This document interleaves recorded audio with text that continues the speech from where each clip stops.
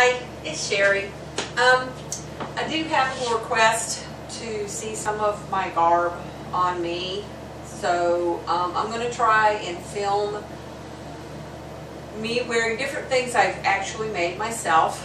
I do have bought stuff, but I'm not going to show any of that. And I'm going to do it in stages as modesty permits to show you the different layers that you wear. So bear with me. I will, this is actually going to take a heck of a lot longer to do than to film, so I'll see you in a bit in my skivvies. Okay, this is the first layer. This is called a chemise. It's like a slip. Most people did not wash the outer garments, so you wore a chemise to keep your body oils and your sweat and what have you off of your outer clothing. From what I understand, people went through a lot of chemises. This is made out of linen. I also have on some German period shoes. They are called cow mouths, and if you can see them, which I hope you can, you will see why. Some appropriate socks, and I do have on some underwear. Now, there's been some question whether women wore underwear or not. To me, it seems like a no-brainer that women wore underwear, because given the nature of a woman's body and her cycles, I don't see how you would have gotten away with not wearing some type of underwear during those times. Anyway, so on to the next layer. I'll be back. Okay, this piece is the undergown and one of the partlets. This partlet is put in place for modesty reasons to keep from showing so much bosom. So this is just a very simple cut gown.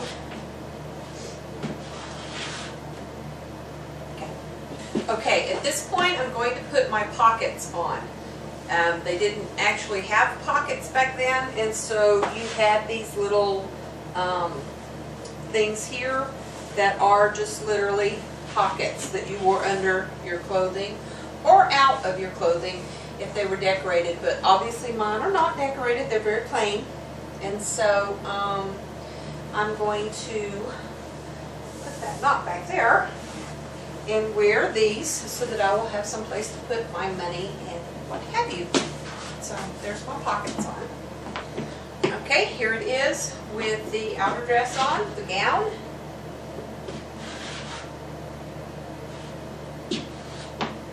Oh, and I was asked, these are all period colors. This is linen, this is linen, the black is linen, this is linen, and the dark, or the blue, is wool. It's broadcloth wool. So I'm going to go put on my appropriate hat and be back to show you the whole thing. There. I turned the heater off, so maybe you can hear me better now. I'm sorry. Okay, this is the full outfit with the hat and everything.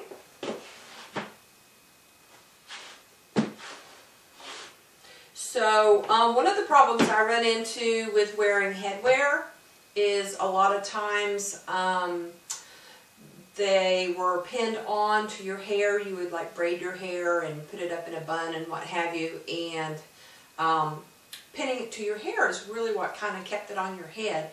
And obviously I don't have any hair, so some hats I can't wear simply because I've got nothing to pin them on.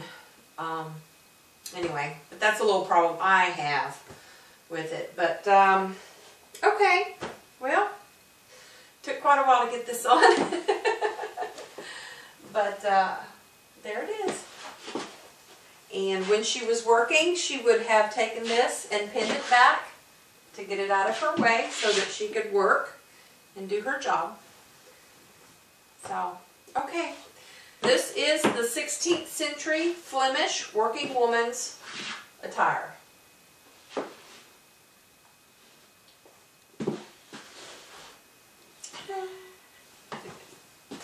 Okay, this one is a 16th century flare gown. This is actually the first time I've had this whole ensemble on together. I think because this chemise has such a high collar that I would wear a different chemise that wouldn't show. I would just have the underdress showing. But this would be a warm one. A lot of times, if you look at period artwork, the cuffs on the sleeves and on the collar is fur. Since all my stuff is in storage in Washington, I didn't have access to any fur. So this is what it is. Oh, and this is silk, which would have been period, and this color is period. And this is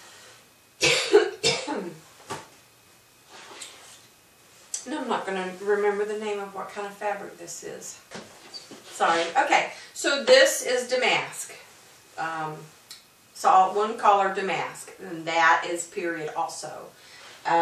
Actually, if you want, this book is where I've gotten the patterns for this particular piece. And the next ones that I'm going to show you came out of this book. So anyway, so see, it's damask.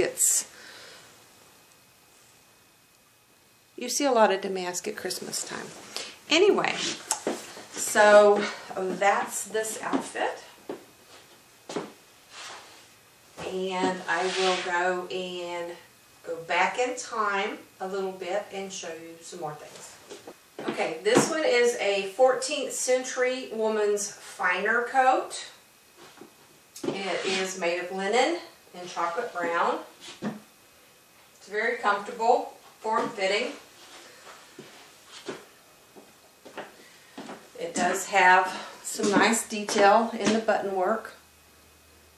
You'll notice, if you can see, the seams of the sleeves are not under my armpit, but halfway between my shoulder and the armpit, which is the way the sleeves were put on it during period. And to go with this is a Sideless Coat in orange, and I will put that on.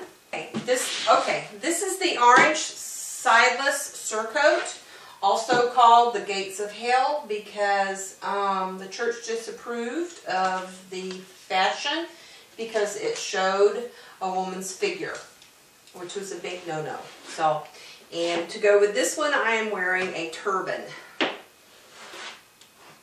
So we'll go this way.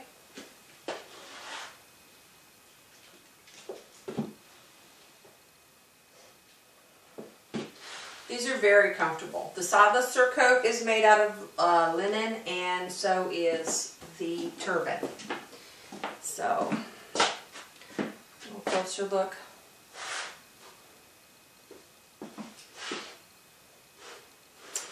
Okay, on to the next one. This is a 14th century 6 Gore dress that is made out of the same orange. I bought quite a bit of the orange and the brown so I could make more than one dress out of them. It's called a 6 Gore dress because it has 2 gores here, which is the triangular cut, a gore here, 2 in the back, and 1 here.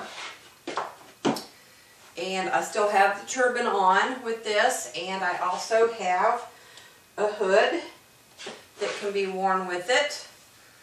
So, and a belt made out of fabric. It's fabric trim that I have embellished with beads. So that's this one. I also have another headwear I can wear with this, so I will take this off and put that on, and you can tell me which one you like better. So we will try and take this off so you can see it without my hood here.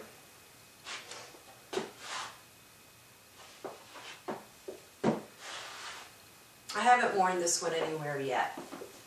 This is also some headwear that can be worn with this dress.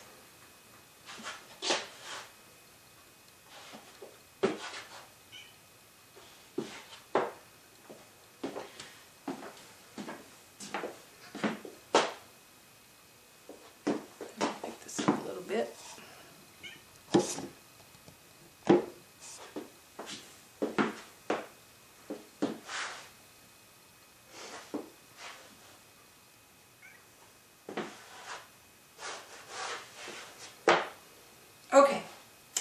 I have one more thing. It's something I made when we were still in Washington. It is made out of heavy wool, and it is German.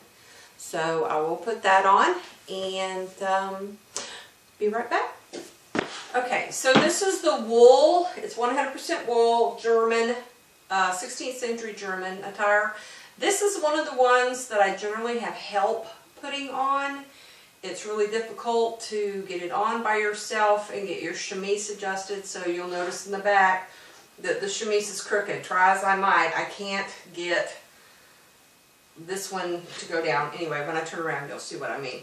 But this has got a different chemise underneath. It has a lot fuller sleeves so that you have enough to pooge out of your slits here. So this is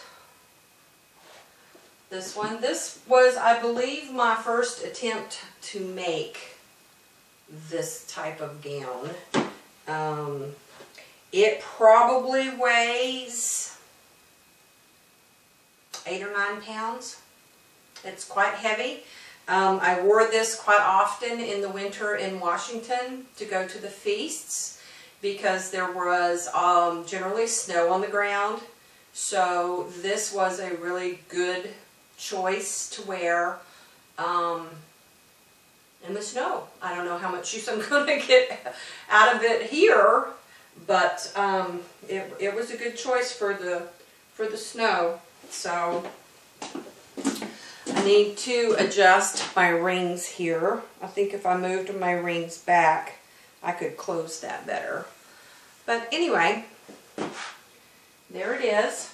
See, I need a little help with my hat too, pinning it in the back.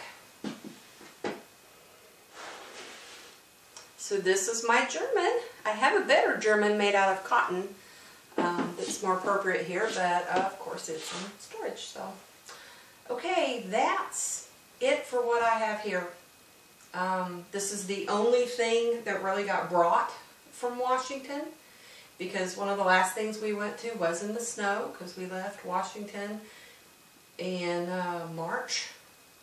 So this is all of my old attire. Everything else you've seen I've just made in the last 3 months. So, okay, I hope you enjoyed this. Hope it wasn't too boring for you. It was definitely a different kind of fashion show than you usually see. So, I appreciate you very much. Thanks for watching. Y'all have a good day. Bye. Okay, back in my normal clothes. So, if anyone's interested in history, pre-1600s history, I will leave a link below to the Society for Creative Anachronisms. It's a it's basically a social group of like-minded people, as most social groups are. It is a worldwide, not-for-profit educational organization. Everyone is welcome to pay. You can come and join in the fun without actually becoming and subscribing for a yearly fee. Some people do, some people don't. Some people play their whole lives and never pay the yearly subscription fee. So you're always welcome. Anytime you see a group of people reenacting medieval in the park, like they're practicing fighting and stuff, if you stop and ask if are you people the SCA, then you should be more than welcome to stay and ask questions. And if it's something you like to do or something that you're interested in, I would say by all means, join, have fun. It's for me, I always did like history. I like knowing how things were done before I came along, and I have learned to read and cook medieval food and cookbooks, which is in Old English, so that's not an easy task to do. Let's see, what else have I learned? I've learned